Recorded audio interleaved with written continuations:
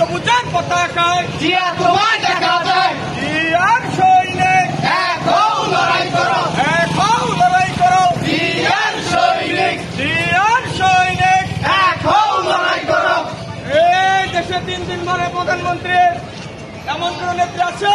আছে সবাইকে একসাথে বলতে হবে, এমন কোন নেত্রী আছে? আছে ওই সেই নেত্রী